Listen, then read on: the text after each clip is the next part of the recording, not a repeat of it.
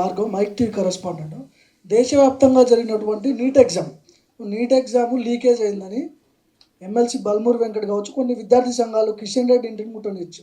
So అసలు కేంద్ర ప్రభుత్వానికి ఇందులో లీకేజ్ జరిగిందని ఉందా, అంటే వాళ్ళకు ఒక ఐడియా ఉందా? ఎందుకు పట్టించుకోవట్లేదు? నీట్ ఎగ్జామ్ రాసిన విద్యార్థులు మన రాష్ట్రం నుంచి దాదాపు అంటే 2 తెలుగు రాష్ట్రాల నుంచి 60,000 మంది విద్యార్థులు నష్టపోతున్నారు ఈ నీట్ ఎగ్జామ్ లీకేజ్ వల్ల. ఎట్లాంటి చర్యలు తీసుకోబోతున్నారు? సో దీంట్లో 2 అంశాలు. నిజంగా పేపర్ లీక్ అయిందా కాలేదా అనేది భారత ప్రభుత్వం దాని మీద పూర్తి స్థాయిలో విచారణ జరుపుతుంది, ఒక అంశం. 2, ప్రస్తుతం విచారణ అనేది సుప్రీంకోర్టు పరిధిలో ఉంది. The matter is సబ్జుడైజ్.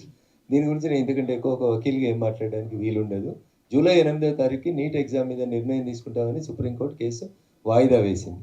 సో నాకున్నటువంటి సమాచారం మేరకు పేపర్ లీక్ కాలేదు, కానీ కొంతమంది విద్యార్థులు ఎగ్జామ్ సెంటర్కు ఆలస్యంగా వచ్చినటువంటి సందర్భంలో ఇతరత్ర మెడికల్ గ్రౌండ్స్ లోపల కొంతమంది విద్యార్థులకి అదనంగా మార్కులు కలిపినారనేది ఒక ఎలిగేషన్ కనబడతా ఉంది. దాని మీద స్పష్టమైనటువంటి విచారణకి ఇప్పటికే భారత ప్రభుత్వం ఆదేశించింది ఇంటర్నల్గా ఏం జరిగింది అనేది. ఒక సంఘటన జరగానే ఏదో లీక్ అయింది, గుజరాత్ వాళ్ళు పోయి రాసినారు, బీహార్ వాళ్ళు పోయి రాసినారని వేగంగా మాట్లాడుతూ ఉన్నారు తప్ప there is no clarity about it.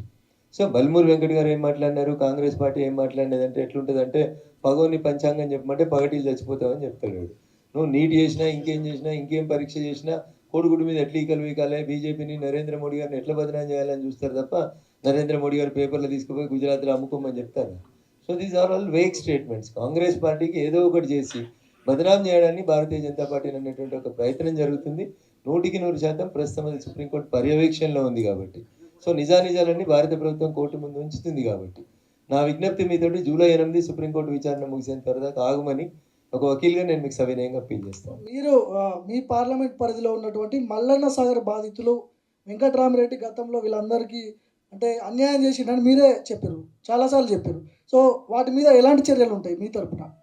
నేను ఎమ్మెల్యేగా గెలిచిన నాటి నుంచి మళ్ళీ కలెక్టర్ తోటి, జాయింట్ కలెక్టర్ తోటి, ఇందాక పెద్దలు మా సిద్దిపేట ఎల్ఐ గారు మాట్లాడినట్టు నేను ఒక 5-6 సమావేశాలు అప్పుడు ఉన్నటువంటి కలెక్టర్ గారితో పెట్టినాం. తుక్కాపూర్ అనేటువంటి ఒక విలేజ్లో ఉన్న మొత్తం వ్యవసాయ భూమి తీసుకున్నారు, కేవలం ఇండ్లు మాత్రమే మిగిలినాయి. చెరువు కట్టకు 50 గజాల దూరంలో ఉంటుంది. అందులో ట్యాంకులో నీళ్ళు వస్తే ఇందులో వాష్రూమ్లలో మొత్తం పైకి నీళ్ళు వచ్చేసి ఉంటున్నాయి. వాళ్ళు స్నానం చేస్తే నీళ్ళు పోతలేవు, టాయిలెట్లో నీళ్ళు పోతలేవు. ఊరునే రీహాబిలిటేట్ చేయమని, ఒక్కొక్కరికి ఒక్కొక్క డబుల్ బెడ్రూమ్ ఇస్తామని అప్పుడు ఎమ్మెల్యేగా నాకు ఉన్నటువంటి అధికారాలతోటి ఇదే వెంకటరామరెడ్డి అనే కలెక్టర్ తోటి 3 సార్లు మీటింగ్ జరిపినాం. సో రేపు అయిపోతుంది, ఎల్లుండి అయిపోతుంది అని చెప్పి ఆయన రాజకీయాలు మాట్లాడినాడు తప్ప ఆయన ఏ రోజు కూడా నిజంగా ప్రజల సమస్యల కోసం పరిష్కారానికి పనిచేయలేదు. పెండింగ్లో ఉన్నటువంటి మల్లన్న సాగర్ సమస్యలన్నీ, కొన్ని తుక్కాపూర్కి సంబంధించి, ఎల్లారెడ్డిపేటకు సంబంధించి, బండారుపల్లికి సంబంధించి మళ్ళా భూమి సేకరణ జరుగుతుంది. నేను ఎమ్మెల్యే గెలిచిన తర్వాత అన్న తర్వాత జరిగిన ప్రతి రైతుకి 13 లక్షల నుంచి 16 లక్షల రూపాయలు నేను ఇప్పించడం జరిగింది. కొంతమంది తరఫున కోర్టులో పిటిషన్స్ వేసినాం, అవి కూడా డిస్పోజ్ అయితే వాళ్ళకు కూడా డబ్బులు వస్తాయని నేను అనుకుంటున్నాను.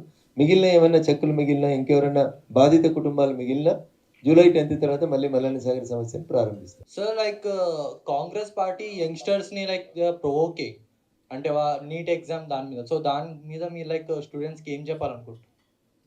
సో విద్యార్థులు కనుక నేను సవినయంగా చేసేటువంటి అప్పీల్ ఒకటే, దయించి మీ అమూల్యమైనటువంటి సమయాన్ని వేస్ట్ చేసుకోవద్దు. Wait for the end result. నేను ఇందాకనే మిత్రుడు భార్గవ్ అడిగినప్పుడు అనుకుంటే చెప్పినాను, NEET is and pending issue now before the honourable supreme court. చట్టం తెలిసినటువంటి ఒక వకీల్గా ఇంతకంటే ఎక్కువ ఏం మాట్లాడినా తప్పే జరుగుతుంది. So far notification has been not issued, admission process has not began.